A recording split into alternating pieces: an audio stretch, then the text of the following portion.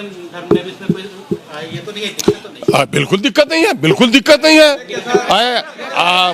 बिल्कुल कोई दिक्कत नहीं है, सारे लोगों की होनी चाहिए। और ये सत्य पर आधारित मामला है कि देश में जितने भी धर्म के अनुयायी हों, सबके यहाँ कास्ट है।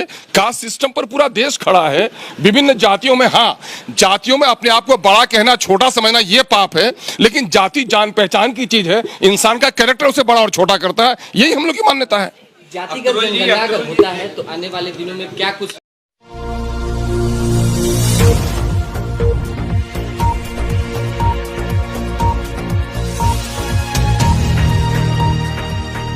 सिस्टम पर पूरा देश खड़ा है। विभिन्न जातियों में, हाँ, जातियों में अपने आप को बड़ा कहना, छोटा समझना ये पाप है, लेकिन जाति जान पहचान की चीज है। इंसान का कैरेक्टर उसे बड़ा और छोटा करता है, यही हम लोग की मान्यता है। गिरिराज सिंह ने कहा कि रोहिंग्या और तमाम जो मुसलमान, भाई अच्छा, गिरिराज जी का मामला हो या भाजपा के लोगों का मामला हो, न देश हित में न जनहित में, ये मामले समांतर लोगों को बुनियादी मुद्दों से भटकाने वाले मुद्दे होते हैं और उसी मुद्दे का शिकार आप लोग हो जाते हैं। ये लोग कभी देश की जनता की हित की बात करते हैं क्या? बिहार की तमाम तर पार्टियां नहीं, बल्कि बिहार की 13 करोड़ जनता चाहती है कि जाति आधारित गणना हो, लेकिन केंद्र ने अनसुनी कर दी। बीजेपी के मुद्दे देश की जनता को भटकाने वाले मुद्दे हैं, उसकी फिक्र और परवाह मत कीजिए। बिहार की जनता और पिछड़ी जनता का बड़ा सवाल है कि यहाँ पर पिछड़ों की, अति पिछड़ों की, शोषितों की, वंचितों की आर्थिक सामाजिक गणना हो, उसके लिए फैसला लिया गया है। इस फैसले को अमली जामा पहनाया जाए। मैं समझ को लेकर अभी आज बैठक थी, सर्वदलीय बैठक, उसमें एमआईएम के जो प्रदेश अध्यक्ष है अख्तरुल ईमान भी शामिल हुए। जी अख्तरुल ईमान जी, आज बैठक थी, आज आप भी शामिल हुई, क्या बात है, सर्वसम्मति से क्या बात? केंद्र ने बिहार के साथ इंसाफ नहीं किया है। विशेष राज्य के दर्जे की बात कही गई, उसमें भी अंगूठा दिखाया गया। और 75 सालों के बाद भी समाज के दबे कुचलों को बराबरी का हक नहीं मिला है। उसके लिए ज़रूरी था कि कोई साइंटिफिक डाटा बेस्ड हमारे पास गणना होती, जिसके आधार पर नीति निर्धारण होता। केंद्र सरकार ने ये नहीं किया, जबकि बिहार में बार बार सर्वसम्मत और सदन में भी फैसला लिया गया। और आज सर्वदलीय बैठक हुई, इससे पहले सर्वदलीय डेलीगेशन किया। इसका मतलब ये है कि बिहार की तमाम तर पार्टियां नहीं, बल्कि बिहार की 13 करोड़ जनता चाहती है कि जाति आधारित गणना हो, लेकिन केंद्र ने अनसुनी कर दी। मैं मुबारकबाद देता हूँ बिहार की सरकार को और तमाम तर दलों के नेता को कि सबने सर्वसम्मत होकर फिर फैसला लिया है कि बिहार में जाति आधारित गणना हो और वो काम कराया जाए। और इसका आज अंतिम रूप दिया गया है। मुख्यमंत्री जी ने ऐलान किया है कि हम कैबिनेट में बहुत शीघ्र ही इसका फैसला लेने जा रहे हैं और समयबद्ध तौर पर इसका किया जाएगा। हम लोगों ने मुतालबा किया है कि टाइम फ्रेम तय हो और ऐसा नहीं कि सिर्फ गणना हो जाए, बल्कि उसका प्रकाशन भी हो। क्योंकि बहुत सारे स्टेट में गणना कराया गया, लेकिन उसका प्रकाशन नहीं हो सका, उसके लिए भी सरकार वचनबद्ध हो। तो इस तमाम तर मामले में सर्वसम्मत फैसला लिया गया है। सर, ये पॉलिटिकल एजेंडा बन के मैं कह रहा हूं कि पॉलिटिकल एजेंडा की बात उस वक्त हम कहते जब इसमें कोई पार्टी शामिल होती और कोई विरोध करती।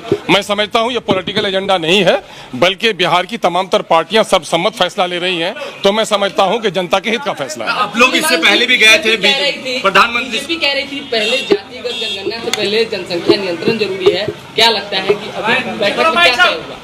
मामला यह है, वो क्या कहती थी, क्या कहती है। बीजेपी के मुद्दे देश की जनता को भटकाने वाले मुद्दे हैं, उसकी फिक्र और परवाह मत कीजिए।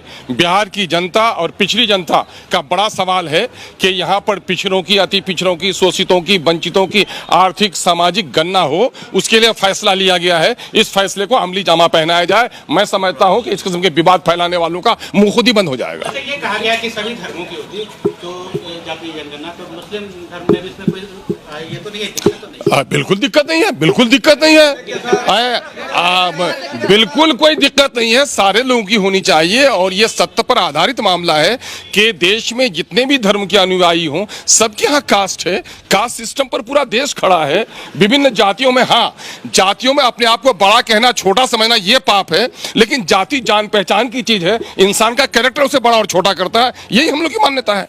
जातिगत जनगणना अगर होता है तो आने वाले दिनों में क्या कुछ नजारा क्या? मैं कहता हूं एक बीमार इंसान की अगर अल्ट्रासोनोग्राफी होती है, एक्सरे होता है, तो बीमारी पकड़ी जाती है और दवा लिखी जाती है।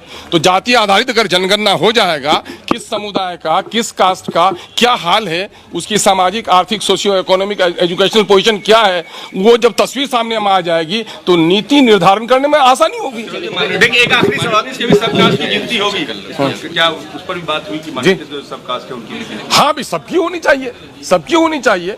मामला ये है कि सब कास्ट की गिनती करके कास्ट के दरमियान में मतभेद पैदा करने वाला काम नहीं, बल्कि उनकी सही तौर पर आर्थिक, सामाजिक गणना करके उनके लिए ईमानदाराना पॉलिसी बनाने की जरूरत है। गिरिराज सिंह ने कहा कि रोहिंग्या और तमाम जो मुसलमान हैं उनकी- भाई अच्छा, गिरिराज जी का मामला हो या भाजपा के लोगों का मामला हो, न देश हित में न जनहित में, ये मामले समांतर लोगों को बुनियादी मुद्दों से भटकाने वाले मुद्दे होते हैं और उसी मुद्दे का शिकार आप लोग हो जाते हैं। ये लोग कभी देश की जनता की हित की बात करते हैं क्या?